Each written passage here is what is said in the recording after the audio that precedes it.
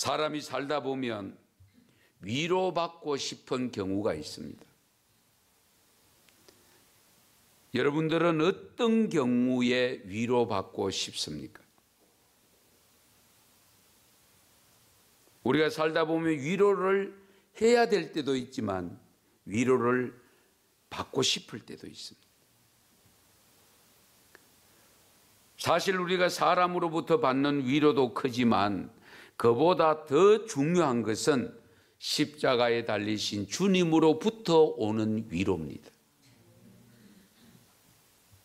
사람은, 저도 목사지만은 위로한다고 했는데 위로가 안 되는 경우들이 있잖아요. 그렇죠?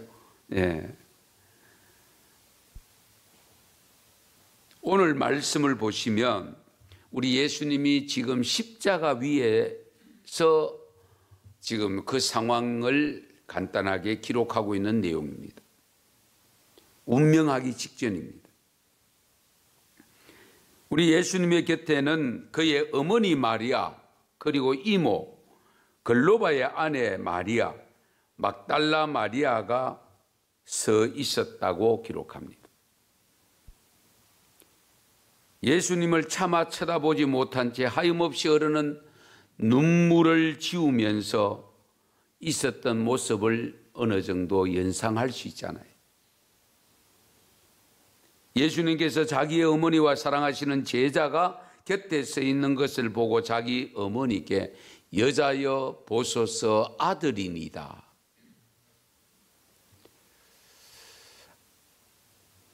물론 예수님의 어머니 마리아도 예수님이 가는 길을 어느 정도는 알고 있습니다.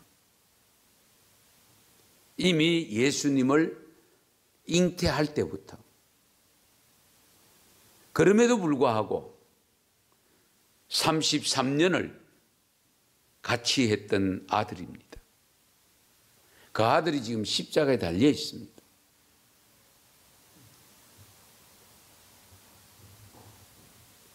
어쩌면 이제부터는 내 아들이 아니다 라는 생각을 가질 수밖에 없는 상황입니다. 그런데 예수님이 그 십자가상에서 여자여, 이 여자여라고 한 것에 대해서는 학자들이 여러 설들이 분분합니다만은 해석하기가 쉽지 않습니다. 뒤에 내용을 보면 어머니여 이렇게 불러야 되잖아요. 왜? 아들이라고 표현했으니까. 그런데 여자여, 아들입니다.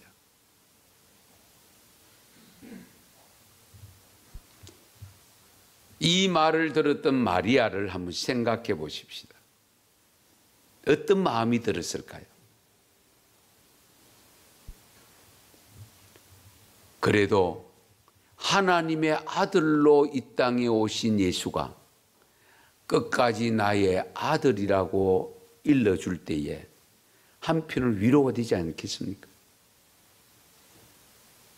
하나님의 아들로 이 땅에 왔는데 이제 그 사명 끝까지 감당하려고 십자가에 직접 뛰어들었는데 그래도 마지막까지 아들이라고 고백해 주니 내가 출산해서 어릴 때 기르고 어쨌든 여러 가지 상황들을 많이 겪었지만 그 말에는 분명히 위로가 되었을 겁니다.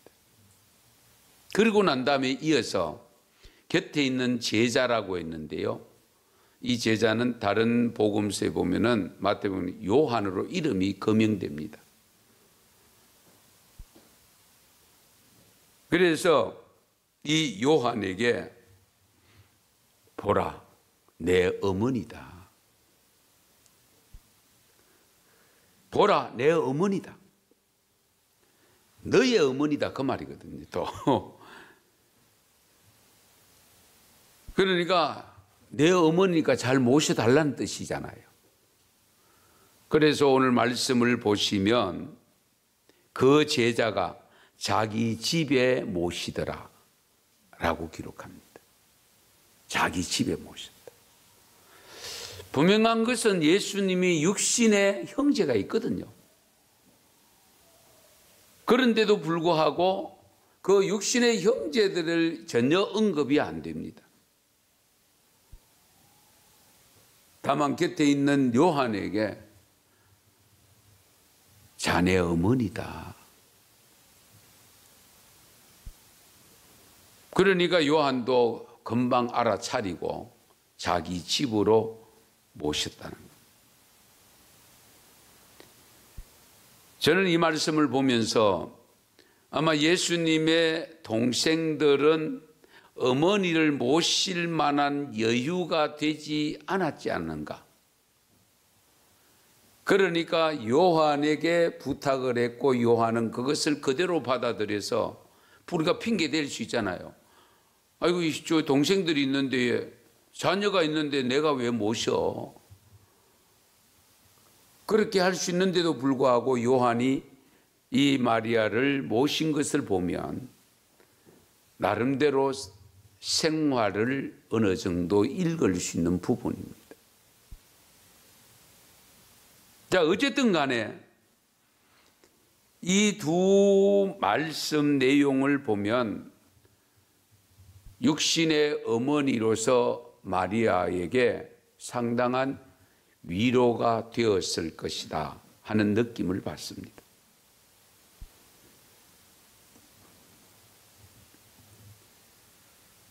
매사추세츠 주 보스턴 여러분 잘 아시죠? 1840년대에 후반인데 아일랜드에 감자 대기근 재앙이 일어났대요. 정말 우리는 지금 이 코로나가 뭐 역사 이래로 이렇게 생각하는데 이미 중세시대에 흑사병이 있었고 이 크고 작은 지구상의 재난들이 있었던 것이 기록들이 지금 속속 나타나거든요. 1840년대 후반인데 아일랜드에 감자 대기근 재앙이 일어났을 때 죽음을 피하기 위해서 위험을 무릅쓰고 대서양을 건넌 사람들이 기념하는 눈물의 큰 잔 건너기라는 제목의 명판이 있다고 합니다. 눈물의 큰 잔 건너기. 대서양을 가리켜서 그렇게 표현한 겁니다. 100만 명 이상의 사람들이 그 재난으로 죽었다고 합니다.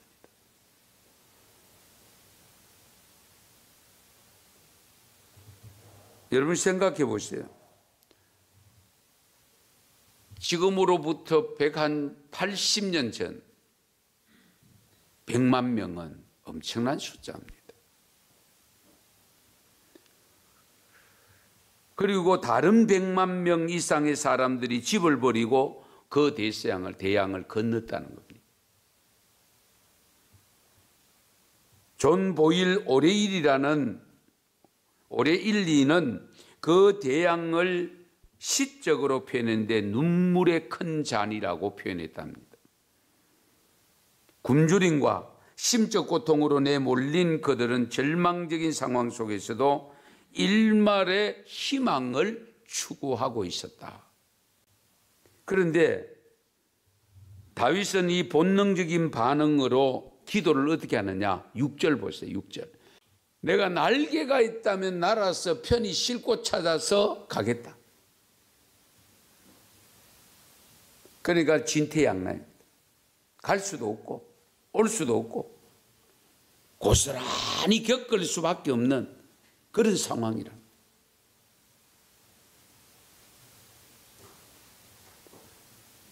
그런데요 16절을 또 보십시다. 16절. 어려움이 찾아올 때에 모든 위로의 하나님께서 가장 암울한 순간과 가장 깊은 심한 두려움을 통과해 나갈 수 있게 해 주실 분은 하나님이라는 겁니다. 결론에 도달한 겁니다. 내가 피할 수만 있다면 내가 얼마든지 피하고 싶으나 요지부동입니다. 그러므로 하나님께 기도할 수밖에 없어요. 그래서 나는 하나님께 부르짖으니 여호와께서 나를 구원하시리로다. 우리가 이 말씀을 기억하면서 낮 시간에도 말씀드렸지만은 기도하는 것을 게을리 해서는 안 됩니다. 사람이 할 수 없는 일은 결국은 뭡니까? 주님만이 하실 수 있잖아요. 다른 방법이 없어요. 이미 예수님께서도 생전에 계실 때에 이미 우리들에게 위로의 메시지를 전한 내용들이 여러 군데 있습니다. 우리 가장 많이 애용하다시피 하는 말씀 잘 아시죠? 마태복음 11장 28절 말씀, 수고하고 무거운 짐진 자들아 다 내게로 오라. 내가 너희를 쉬게 하리라. 힘들어할 때에 이 말씀을, 주님의 직접 하는 말씀을 들으면 얼마나 힘이 되겠으며 위로가 되겠습니까? 사람과 사람 사이에도 그렇잖아요. 아이고 여보 수고해서 오늘도 온종일토록 힘들었지요. 빨리 와서 씻고 쉬세요. 내 맛있는 거 차릴게요. 이 소리 들으면 하루 종일 고단하게 일했던 그 피로감이 싹 풀리지 않겠어요? 예. 요한복음 14장 27절에도 이런 말씀이 있습니다. 평안을 너희에게 끼치노니 곧 나의 평안을 너희에게 주노라. 내가 너희에게 주는 것은 세상이 주는 것과 같지 아니하리니 너희는 마음에 근심하지도 말고 두려워하지도 말라. 근심하지 말고 두려워하지 말라는데 우리도 절절 매고 있다.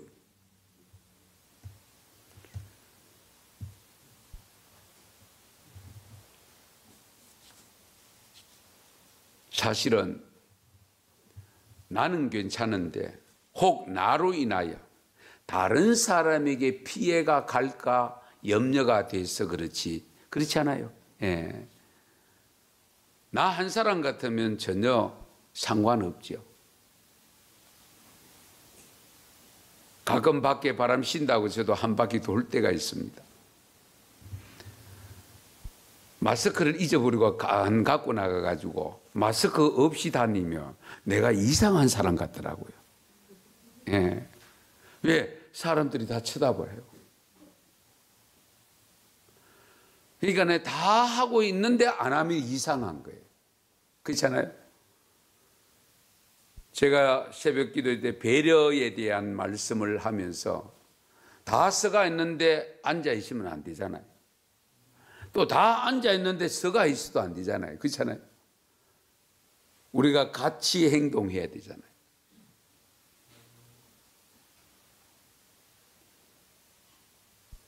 그런데 우리들조차도 불안해하고 두려움에 휩싸여 있는 이런 모습을 보실 때에 우리 하나님이 뭐라고 말씀하실까?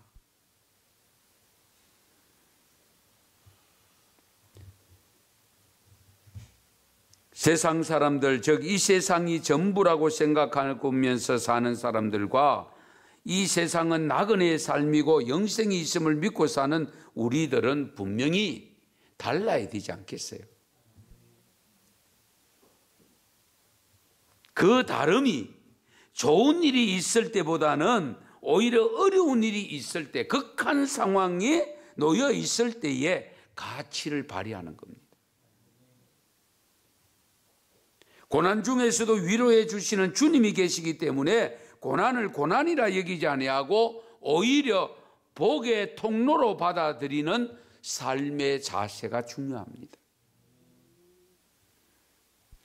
예수님도 육신을 갖고 계셔서 두려움이 있었다는 것을 우리에게 간접적으로 가르쳐 주시지만 우리 십자가에서 우리에게 위로가 되는 말씀을 주신 것은 다 이루었다. 내 영혼을 받으시옵소서. 내 영혼 아버지께 부탁드립니다. 이와 같은 여유, 이 여유로움이 살아계시는 그 십자가 곁에서 아들이 매달린 그 십자가를 바라보고 있는 어머니와 그 주위에 있는 여성들에게, 여인들에게 위로가 되지 않겠습니까? 어떻게든지 살라고 몸부림쳐가지고 빨리 나를 풀어도 뭐 이러고 있으면은 물론 안절부절하지만은 아주 태연하게 당신께서 하실 말씀 다 하고 다 이루었다.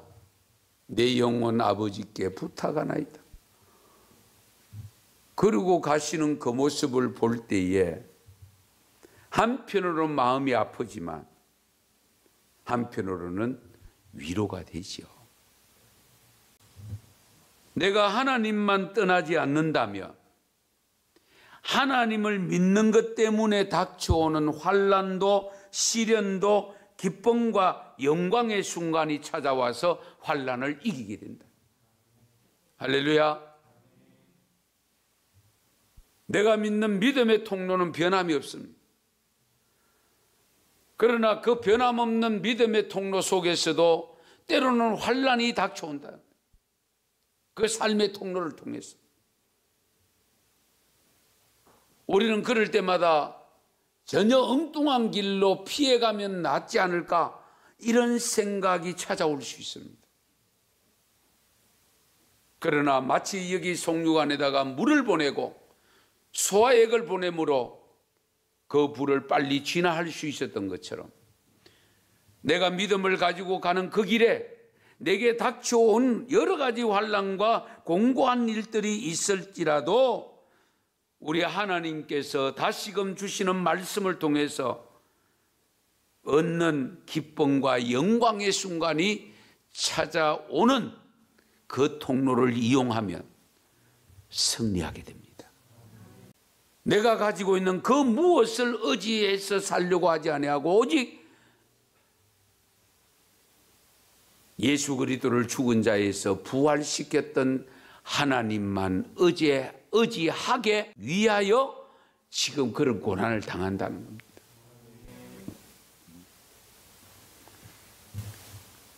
그러면서 또 다른 유익이 하나 더 있습니다. 11절을 보시면 너희도 우리를 위하여 간구함으로 도우라. 이는 우리가 많은 사람의 기도로 얻은 은사로 말미암아 많은 사람이 우리를 위하여 감사하게 하려 함이라. 자, 이런 신앙 갖는 것은 어렵습니다. 이 무슨 말인고 하니까 이 우리라는 것은 바울의 일행들입니다. 이 바울을 비롯해서 일행들이 많은 사람의 기도를 우리가 무슨 기도를 하죠? 중보 기도를 하죠. 그러니까 바울의 고난을 아는 주위에 있는 많은 성도들이 다른 이제 그 복음을 전해놓은 교회들이 소문을 듣고는 중보 기도를 하는데 응답받은 자들이 결국은 어려움을 당한 그 사람에게 감사하게 됨을 바라기 때문이죠. 자기들이 중보 기도해서 그 기도한 열매가 바울에게 나타나는 그 모습을 보고 참 감사하다. 그렇게 되도록 감사를 제공하기 위해서 자기는 지금 고통당하고 있다. 이 가능합니까? 내가 고통을 받는데 나를 위해서 중보 기도하는 사람이 그 중보 기도를 통해서 하나님의 응답을 받고 오히려 감사하고 있는 그걸 위해 내가 고통을 겪고 있다는 이것은 정말 이 믿음이 아니면 신앙이 아니면 이런 생각을 가질 수가 없습니다.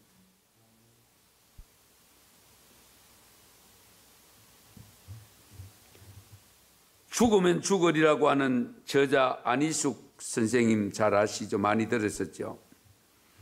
신사참배 운동을 반대하다가 일본 경찰에 의해서 잡혀서 고문도 많이 당하고 옥고도 치르신 분인데 계속 이 운동을 함으로 인해서 일본 경찰에 결국 쫓겨서 숨어 지내는 경우가 있었습니다.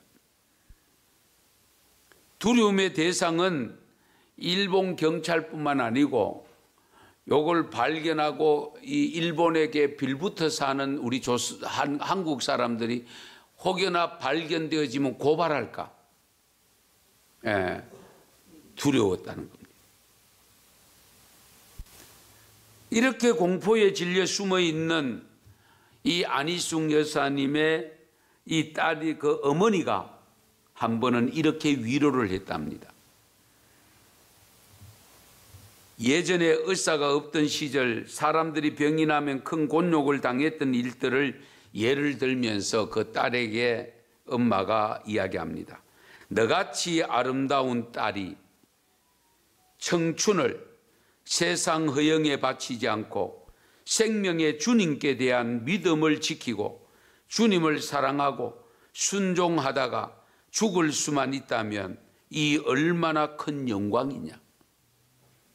주님이 너를 사랑하여 주심은 굳게 믿고 강한 힘을 내거라. 그 어머니의 그 딸이고 그 딸의 그 어머니입니다. 보통 사람 같으면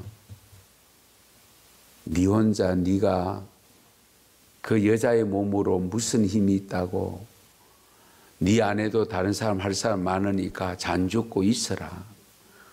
아마 보통 어머니들 같으면 그렇게 말하지 않겠습니까? 이 어머니의 말씀에 위로와 담대함을 얻은 안희숙 여사님은 우리 한국의 엘리야라고 부르는 박관준 장로님과 함께 일본으로 건너가서 결국 일본 고위 정치인들에게 한국에서 신사참배 강요의 부당성을 지적하고 제74회 일본 제국회의가 열리는 의사당까지 들어가서 한국 기독교 단합을 규탄하는 유인물을 배포하다가 체포되어서 결국 이 조선으로 압송을 당합니다.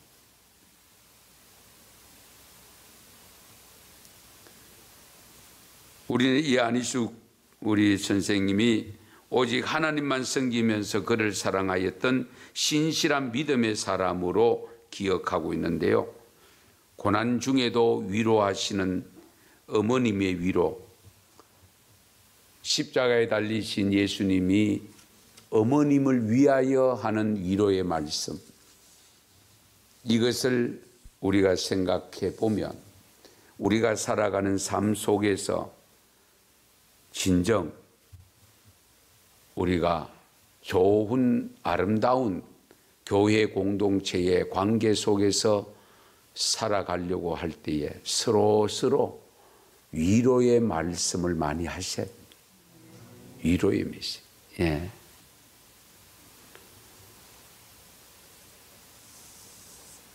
말이라는 능력 있는 도구잖아요. 예. 아무쪼록 우리 예수님께서 달린 십자가는 위로의 능력을 가진 십자가입니다. 이 십자가를 바라볼 때마다 예수님이 마지막 어머님에게, 요한에게 일러주었던 그 말을 생각하시면서 우리도 많은 말을 해서 좋은 것이 아니라 진정 한마디 한마디 아끼는 말이지만 그 말을 통해서 많은 사람이 위로를 얻고 힘을 얻고 믿음을 갖게 되는, 처음에 말씀드렸지만은 이탈리아의 그 의사의 고백, 부모님이 교회 다니는 것도 반대하고 바보짓이라고 생각했던 그 의사가 75살이 되는 노 목사님이 들어오셔서 죽음을 앞둔 것을 의사들은 다 알고 있잖아요. 그러면서도 그 환우들을 120여 명을 찾아다니면서 성경을 읽어주고 권면해주고 하는 그 모습을 보면서 본인이 신앙 회복한 것이 가장 큰 행복이었다는 고백을 하는 바로 그런 역사들이 저와 여러분에게도 일어나기를 축원합니다.